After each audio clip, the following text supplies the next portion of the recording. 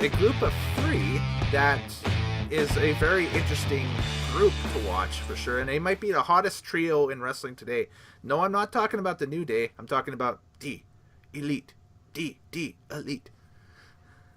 Oh, they have been roof on fire this year. It's and I wouldn't even, looking at them now, I wouldn't even say they're three guys. They're now like there's six guys now. Yeah, you add Cody to that mix, you add Marty Scurll, you add Hangman Page to that. Yeah. And it's, that these guys, they are, and old school fans are going to hate me for saying this, and we're going to probably get some hate on the old comment box underneath here about talking about this, but there's elements of old school wrestling heeldom here with them, because they say things and they do things, on social media and on pay-per-views and on live streams and that stuff that just get get under your skin and you're like, what's the first thing that pops your mind? Oh, I want to see this guy get beat up, right? Yeah. They're destroying the business and it's pissing everyone off. And selling merch at Hot Topic like nobody's business, which I'm gonna just deviate from, talking about, the wrestlers a little bit here and that stuff. That's one of the big storylines of the year, in my opinion, is, those guys getting Bullet Club stuff at a mainstream store that's like in every shopping mall.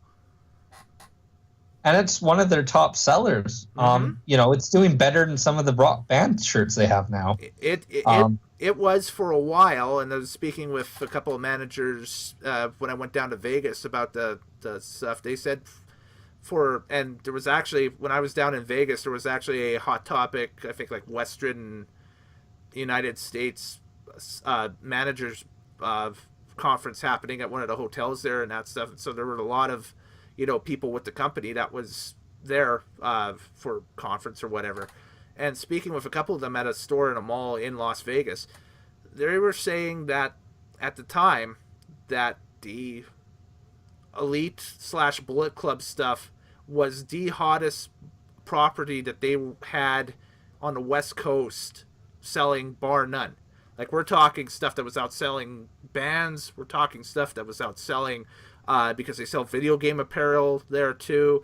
Talking, just the goth emo stuff that they sold. What's the Funko Pops? The little vinyl figures and that stuff. They were outselling that.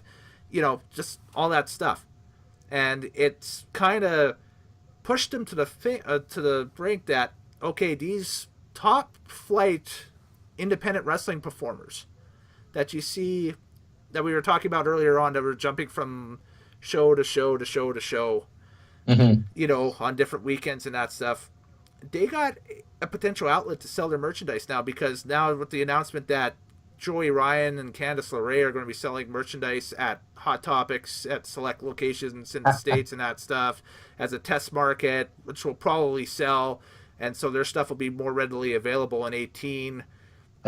It's just going to expand from there. Are kids permitted to buy Joey Ryan stuff? Not sure.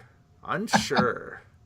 But no, it's been fascinating to see, how they're just putting a name for themselves without being on a major promotion. And that's why it reminds me of a lot of, regional wrestling kind of making a comeback here. Right. The other things that I was reading actually were they might be outselling Stone Cold Steve Austin in some of his primary years for merchandise sales this year. Wow.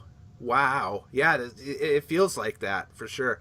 Just the affordability and the readiness of it, or the I guess the availability of it, the affordability and availability, I should say, of it, because you could literally just walk down to your shopping mall. Every shopping mall in the States has a Hot Topic, and you walk in there and you can get, a Young Bucks shirt and then walk home and you're like, oh, cool. All right, yeah. New Japan, woo, No, it's nice to see that, they've been so successful. This year has been maybe for, popularity-wise, they're starting to wane a bit, but merchandise sales, they're still top dollar right now.